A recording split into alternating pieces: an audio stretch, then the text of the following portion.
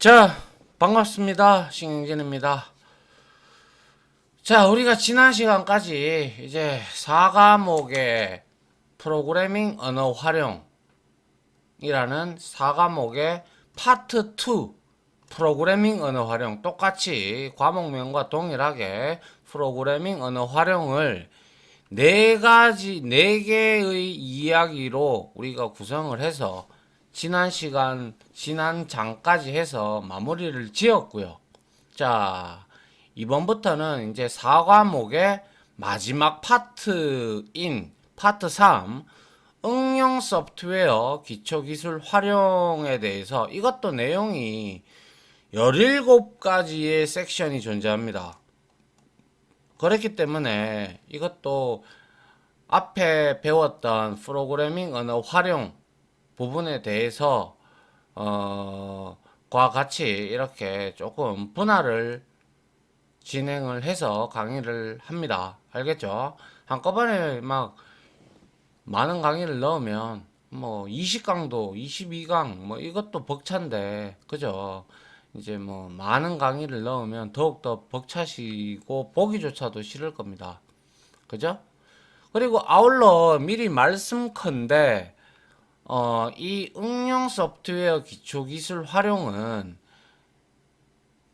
시험 문제, 즉 4과목에서도 거의 한 55%의 문제가 그냥 10문제에서 11문제가 나온다고 보시면 되겠죠. 그죠? 그렇기 때문에 제가 지난장 마지막 강의에서도 설명을 드렸듯이 프로그래밍 언어 활용 파트는 솔직히 말해서 외우고 그리고 프로그래밍 코드를 보고 이해를 해야 되는데 시간적으로 그게 너무 오래 걸려요. 아무리 디테일하게 설명을 해도 그거는 여러분들이 이해를 해야 되거든요.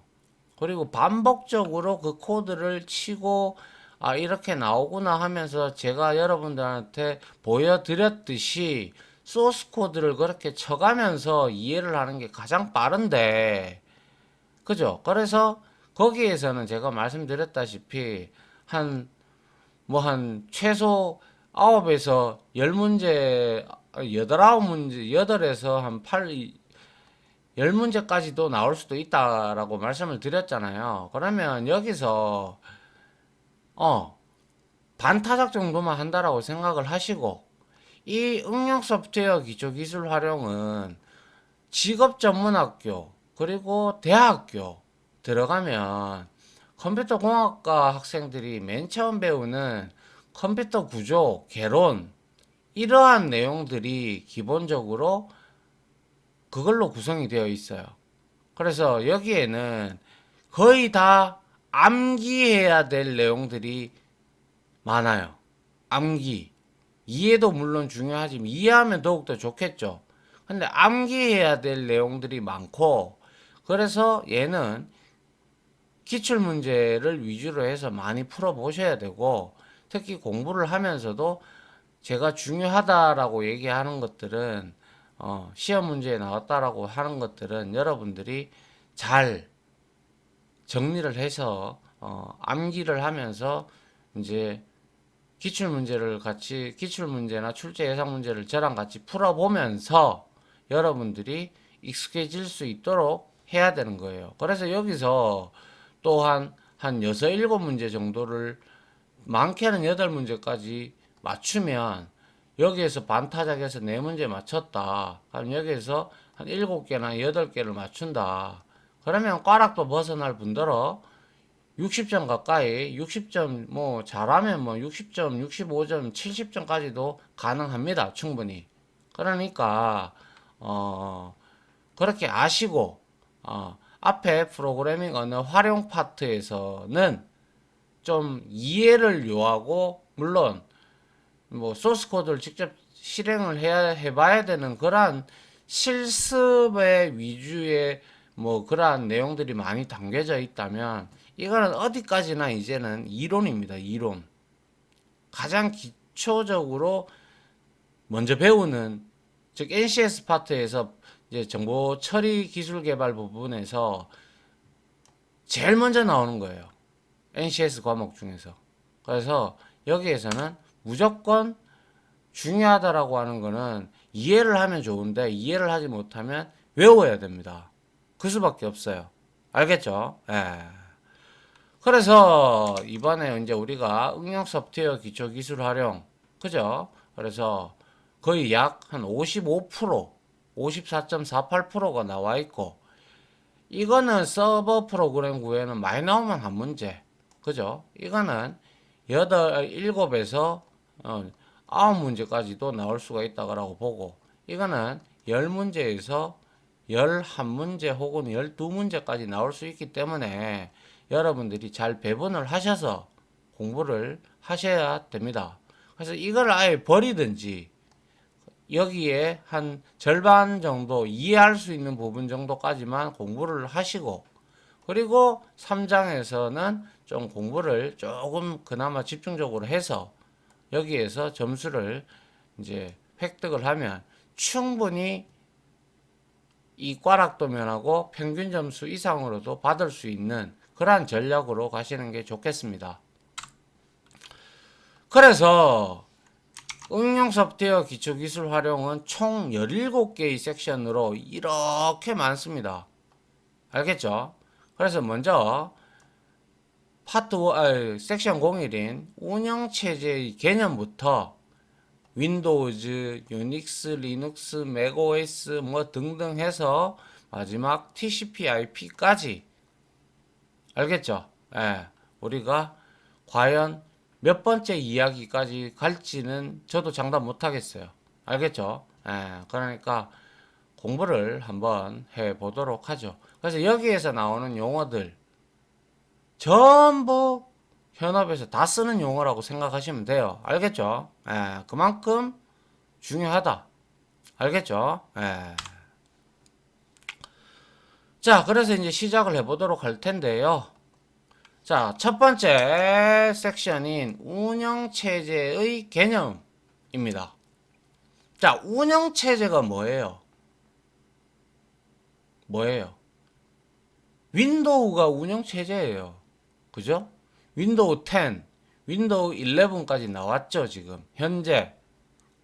그런데 얘는 저는 도스 시절 때부터 운영체제를 이제 배웠어요. 그러니까 컴퓨터를 만지기 시작을 했어요.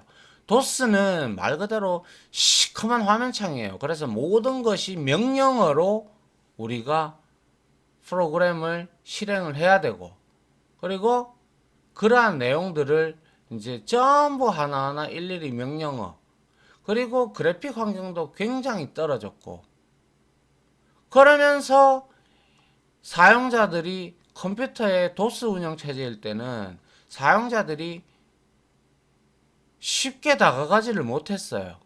왜? 시꺼먼 화면에다가 명령어 자체를 외워야 되니까 쉽게 접근을 못했단 말이에요.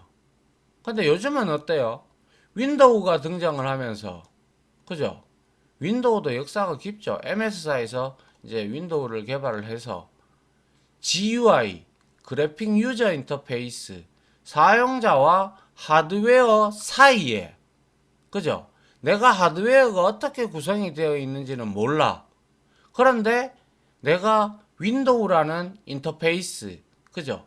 를 이용을 해서 여러분들이 원하는 응용 어플리케이션, 유틸리티 프로그램들을 실행을 하면 그 명령을 받아서 운영체제가 그 응용 어플리케이션을 실행을 시켜주죠. 인터넷 웹브라우저도 마찬가지고요. 그죠? 그런 거와 같이 이렇게 이런 것들이 바로 운영체제죠. 뭐 물론 리눅스도 있고요. 그리고 유닉스도 있고요. 그리고 맥OS도 있죠. 그죠? 이렇게 있어요. 그래서 이렇게 여러 가지 종류가 있고, 이제 도스는 거의 사장이 됐죠. 그리고 리눅스와 유닉스는 통상적으로 서버 계열에 많이 쓰는 운영 체제죠. 물론 윈도우 서버도 있습니다. 윈도우 NT라고 해서 서버 윈도우도 있어요. 그리고 리눅스, 유닉스도 이제 어느 정도 많은 발전을 이루어서 GUI를 제공하는 이제 그러한 부분들도 있죠. 그리고 macOS 이것도 역시 GUI OS죠. 그래서 이것도 사용자들이 주로 사용을 많이 하죠. 그래서 윈도우 계열과 맥 계열 뭐 이렇게 보시면 되겠죠. 그래서 이러한 윈도우가 많은 발전을 이뤘죠. 그죠? 윈도우 95, 윈도우 98, 윈도우 미, 뭐 윈도우 뭐 아유 너무 많아서 윈도우 2000, 윈도우 뭐 10, 윈도우 8, 뭐 윈도우 7도 있었죠. 윈도우 7, 윈도우 8.1, 8.0, 뭐 그리고 윈도우 10, 그리고 최근에 이르기까지 윈도우 11까지 이렇게 발달을 해 왔죠. 윈도우가. 그래서 이런 것들이 전부 운영체제예요. 운영체제. 오퍼레이팅 시스템이라고 하죠. 특히 이러한 오퍼레이팅 시스템은 뭐예요? 일단 우리가 컴퓨터에 파워를 딱 키면 롬에 우리가 램이 있고 롬이 있는데 롬은 휘발성 메모리예요. 우리가 흔히 주기억 장치라고 하는 게 바로 램이에요. 램인데 이거는 우리가 프로그램이래. 파워를 키자 말자 백그라운드로 돌아가는 프로세스들이 전부 다 램에 적재가 돼요. 그러면서 오퍼레이팅 OS 시스템 OS가 유지되도록 노력을 해주는 하드웨어고, 그리고 롬이라는 것은 말 그대로 리드 온리 메모리예요. 그래서 읽을 수만 있는 거예요. 그래서 얘는 비휘발성 메모리입니다. 비휘발성 메모리이기 때문에 그러한 OS가 즉 오퍼레이팅 시스템이 거기에 일부 부팅 관련된 내용들이 어디에 그 롬에 저장이 되어 있다라는 거예요. 근데 그러한 롬에 이러한 우리가 이제 그러한 CMOS라고 흔히 얘기를 하죠. 메인보드에서. 그죠? CMOS 프로그램들 그런 것들의 내용들이 롬에 저장이 되어 있어서 얘는 비휘발성이기 때문에 날아가지 않아요. 그래서 파워가 켜지면 CMOS 셋업 프로그램에 우리가 설정한 값 F8번이나 F2번이나 델 키를 누르면 그 화면으로 부팅하자마자 누르면 넘어갑니다. 그럼 거기서 아무도 걸 수가 있고요. 뭐 여러 가지 세팅을 할 수 있어요. USB를 먼저 부팅 기준으로 삼는다든지, 뭐 하드디스크를 누구를 부팅 디스크로 할 건지, 뭐 여러 가지 기능들이 있어요. 예. 그래서 그런 기능들이 내장이 되어 있기 때문에 이제 OS가 부팅이 되면서 이제 우리는 그러한 내용들을 이제 우리가 설치해 있던 프로그램들 이런 것들이 전부 다 주기억 장치 메모리와 하드디스크 자체를 읽어 가지고 이제 우리가 이제 OS를 실행을 하게 만들죠. 그래서 이러한 운영체제가 이제 부팅이 되고 나서 이제 실행이 되면 이 운영체제는 전반적으로 소위 말해서 컴퓨터 시스템들의 자원, 리소스죠, 리소스.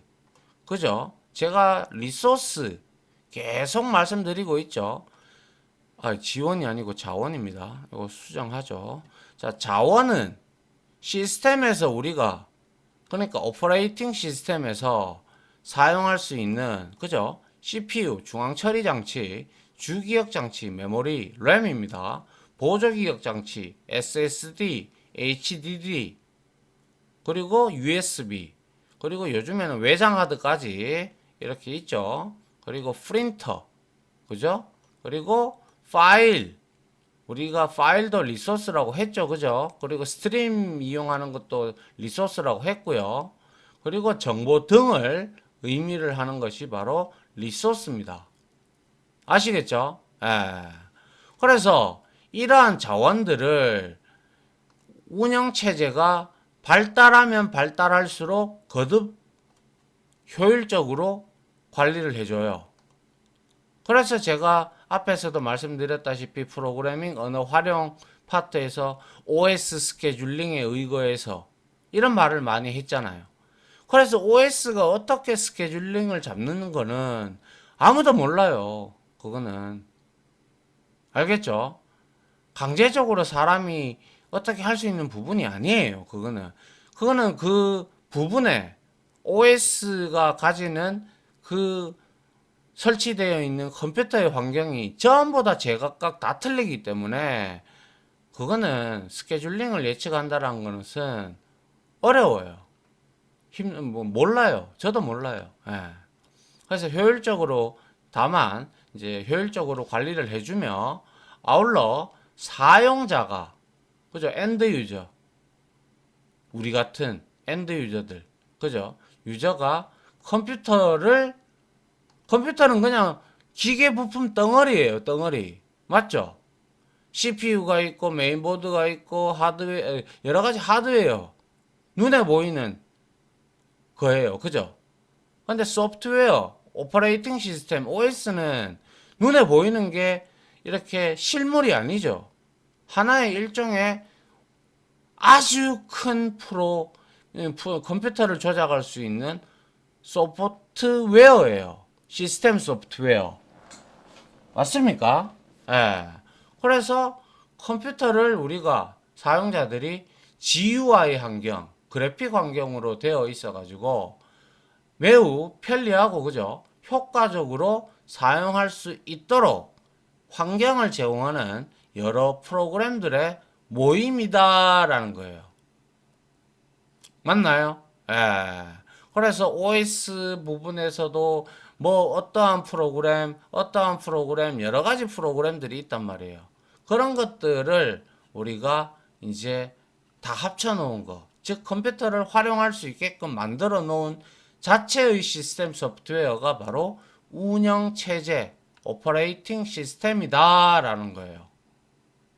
무슨 말인지 이해가죠? 예.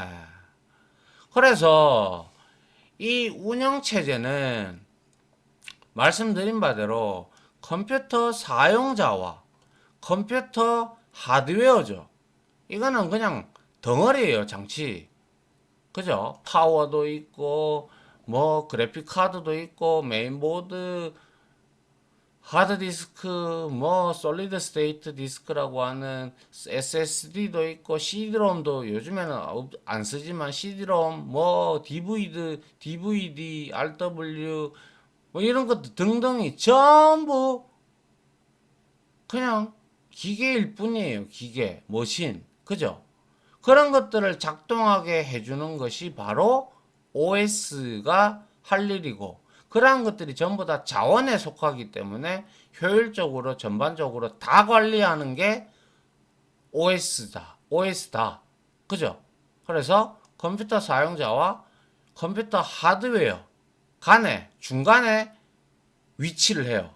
위치를 하면서 사용자는 모니터에 떠 있는 그러한 자기가 필요한 프로그램들을 이제 설치를 하거나 해서 하드웨어에, 즉 하드디스크나 SSD에다가 프로그램을 인스톨을 해서 설치를 하면 바로가기 아이콘이 나오면 그거를 더블 클릭을 해서 여러분들이 원하는 뭐 한글이나 오피스나 아니면 브라우저나, 그죠? 크롬이나 뭐 이런 것들을 여러분들이 더블 클릭을 해서 아주 실행하기 쉽게끔 만들어 놓은 그래픽 유저 인터페이스죠.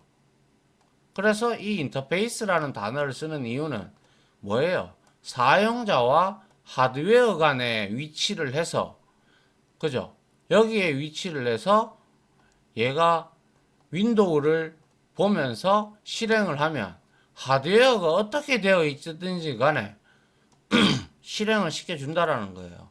그리고 실행을 시켜주면서 어떻게 다시 반환을 해주죠. 어디로? 모니터로. 컴퓨터 사용자의 모니터로. 그죠? 그리고 나서 여러분들이 무슨 작업을 할 겁니다. 그래서 인터페이스라는 말을 쓰는 거예요. 알겠죠? 예. 그래서 인터페이스로서 동작하는 시스템 소프트웨어라고 말씀드렸죠. 시스템 소프트웨어예요. 왜? 장비를 구동시키잖아요. 안에 있는 컴퓨터 안에 있는 하드웨어 장비, 그죠? 를 소프트웨어의 일종으로 다른 응용 프로그램이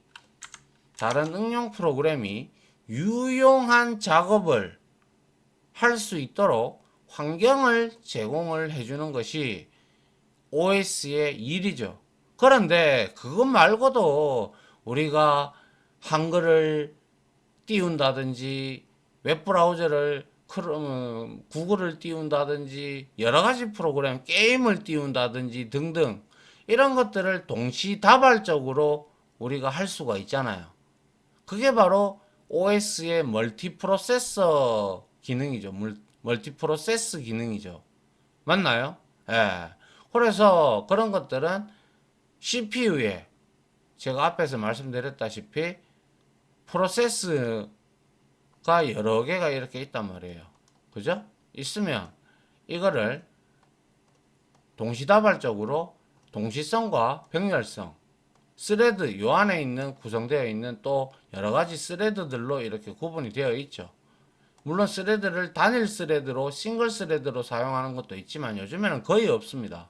그렇기 때문에 여러 개 보셨다시피 예전에 2000 몇백 개의 스레드가 있고 그리고 CPU를 고를 때는 코어가 많은 것을 골라라 라는 조언도 해드렸습니다. 그래서 이러한 코어들이 많으면 많을수록 그만큼 일의 처리 속도가 수행 속도가 빨라진다라는 점도 말씀을 드렸죠. 그죠? 예. 그래서 이러한 CPU에 이제 우리가 응용 프로그램을 이제 유용하게 작업을 할 수 있도록 환경을 해준과 동시에 이런 것들을 전부 다 스케줄링에 의거해서 마치 여러 개의 프로그램을 띄워놨는데 이거를 스케줄링에 의거해서 조금 실행하고 조금 실행하고 조금 실행하고 해서 우리들한테는 눈속임을 하는 거예요. 다시 말해서 아시겠어요? 눈속임을 하는 거예요. 왜? 우리가 다른 프로그램을 여러 두 개의 세 개의 프로그램을 띄워놨으면 이거 클릭해서 들어가면 이 프로그램이 아직 실행되고 있는 거 보이고 또 이거 클릭해서 들어가면 또 이것도 실행되고 있는 것처럼 보이고 그렇게 보이는 이유가 CPU 스케줄링에 의거해서 계속 동시성과 병렬성을 기준으로 해서 계속 실행이 되고 있는 조금씩 실행이 되고 있기 때문에 그러한 역할도 전부 OS가 도맡아서 하는 거예요. 무슨 말인지 이해가죠? 그래서 이러한 내용들을 알고 있으면 여러분들이 이미 알고 있잖아요. 스레드에서 제가 설명을 드렸잖아요. 그죠? 그래서 유용한 작업을 할 수 있도록 환경을 제공할 뿐만 아니라 또 여러 가지 자원도 관리를 해야 되고 그리고 또 뭡니까? OS는 여러 가지 유틸리티 프로그램들을 다 담고 있어요. 이거는 윈도우가 아니면 윈도우나 하여튼 OS가 발전하면 발전할수록 더더욱 용량도 커지고 더더욱 많은 프로그램을 탑재하고 있죠. 그죠?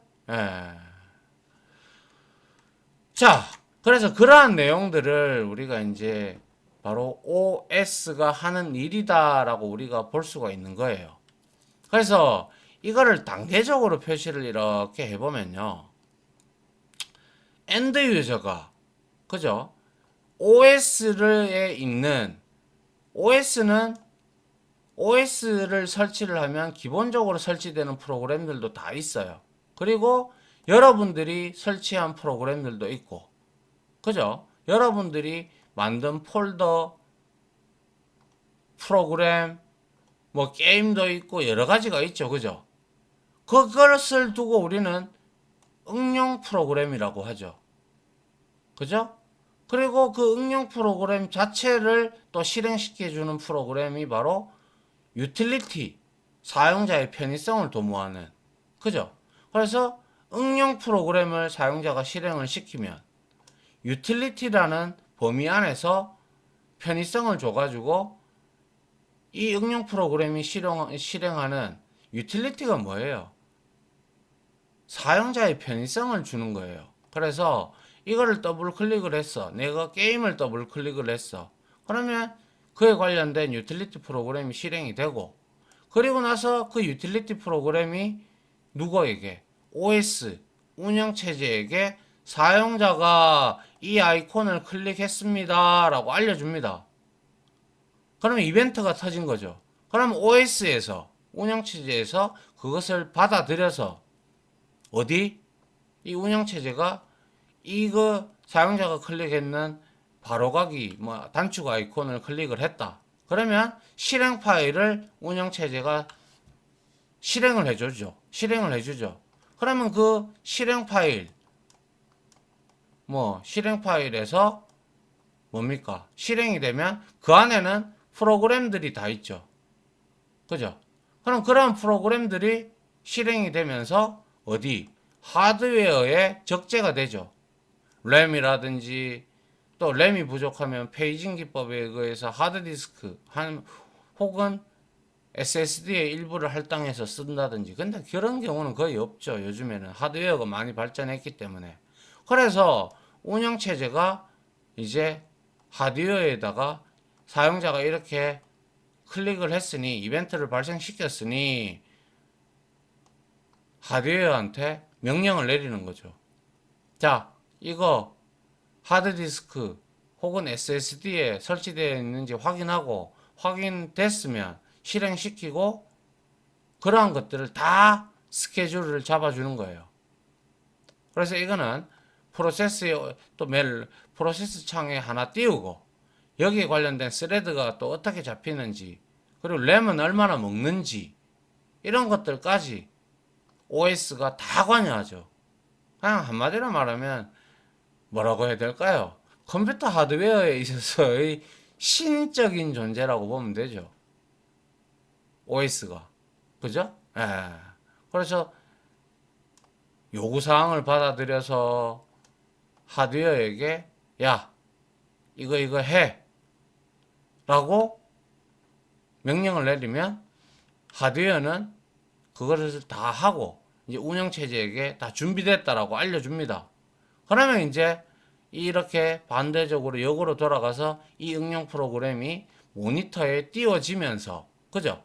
모니터에 띄워지면서 엔드 유저가 거기에다가 게임이라면 자기 아이디, 즉 계정이죠. 계정을 넣고 암호를 치고 들어가면 이제 자기가 라이센스를 샀던 혹은 무료 프리웨어라면 그런 것들을 실행을 시켜줘서 이제 메모리나 하드웨어에 이제 디스크에 저장되어 있던 내용들을 기반으로 해서 그 프로그램이 실행되면서 여러분들이 게임이나 한글이나 오피스나 포토샵이나 이런 것들을 실행할 수가 있죠. 그리고 프로그램이 무거우면 무거울수록 이러한 응용 어플리케이션이 무거우면 무거울수록 그만큼 CPU의 부하가 커지게 되는 거고, 그리고 그렇게 되면 램도 많이 차지할 것이며, 그죠? 그리고 하드웨어의 디스크의 용량도 많이 차지하게 될 거예요. 그래서 프로그래밍은 우리가 만들 때 최대한 가볍게 만들어야 되는 이유가 바로 OS가 부담을 덜 느끼게끔 해주는 게 부하를 안 가게끔 만들어서 이제 프로그램을 만드는 게 가장 1차적으로 좋죠. 그래서 앞에서 우리가 프로그래밍 활용 파트에서도 배웠다시피 뭡니까? 프로그램을 코드의 재사용이라든지 아니면 뭡니까? 코드를 아주 간결하게, 그죠? 그게 그렇게 짜야 CPU의 부하가 매우 덜 걸리기 때문에 재활용을 하고, 그리고 그런 형태로 프로그램을 짜주면, 코딩을 해주면 CPU가 그만큼 부하를 덜 느끼면 빨리빨리 실행이 되고 빨리빨리 바로바로 리스판스가 오죠. 응답이 오죠. 맞습니까? 예.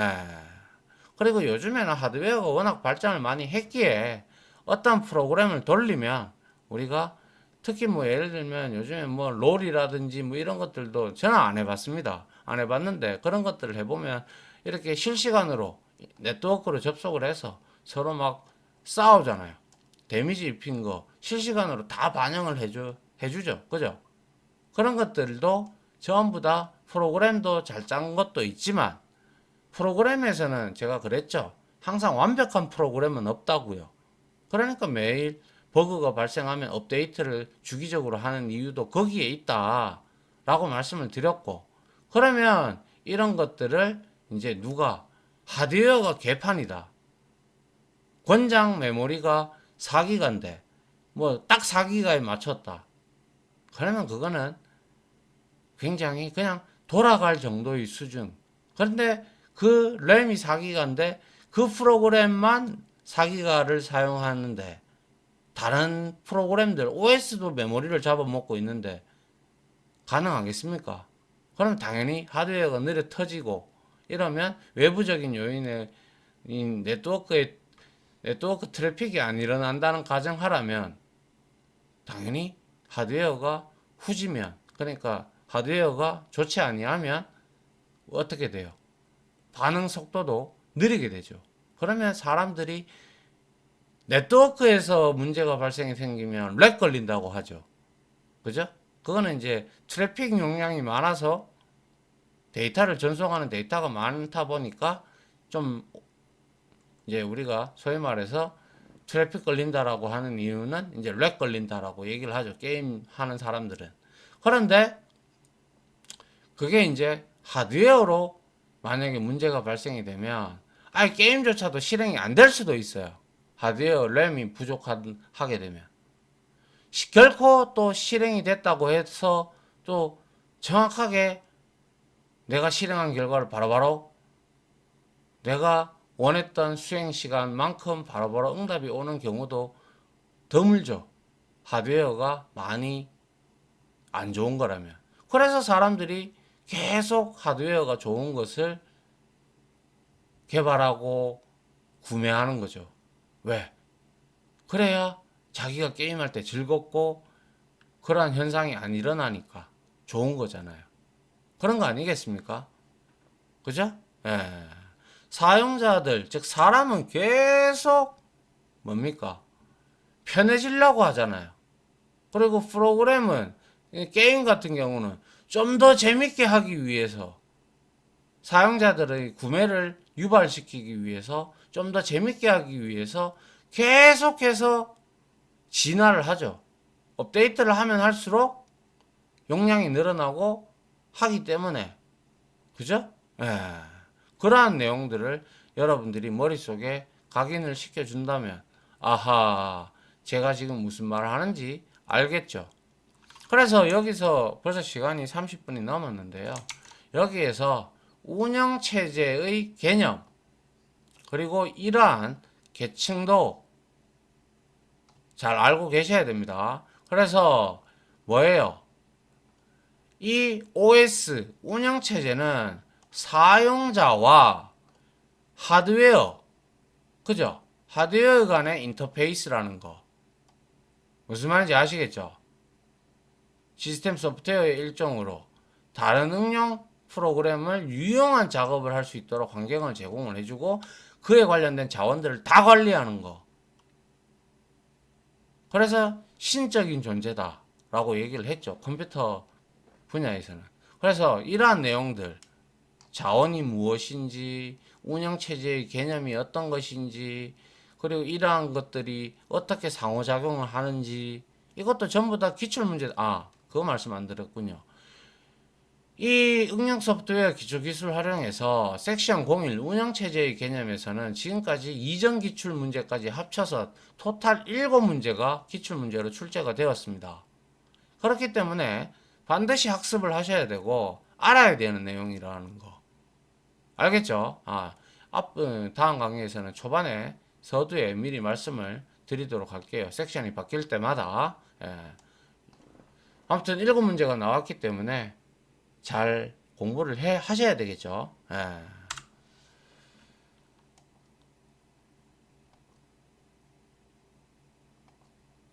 예. 일단 이번 시간에는 운영체제의 개념, 그리고 발전사항 뭐 이런 것들을 설명함으로써 시간을 좀 많이 잡아먹었어요. 아무튼 요런 거 요것도 시험에 그대로 나왔습니다. 알겠죠? 예. 그렇기 때문에 여러분들이 잘 요 내용들을 이해를 하고 빨간색으로 되어 있는 것들은 특히 요것도 시스템 소프트웨어 요런 거 그리고 인터페이스 그리고 GUI라는 말 이러한 용어들을 여러분들이 반드시 숙지하고 있어야 됩니다. 그래야 여러분들이 문제가 나와도 이해를 할 수가 있고 문제를 맞출 수가 있는 거예요. 알겠죠? 예, 일단 이번 시간은 여기까지 마무리하고요. 제가 이제 다음 시간부터는 이제 운영체제의 목적부터 시작을 하도록 하겠습니다. 자, 지금까지 강의 들어주신다고 수고 많으셨고요. 저는 다음 강의로 찾아뵙도록 하겠습니다. 고생 많으셨습니다. 감사합니다.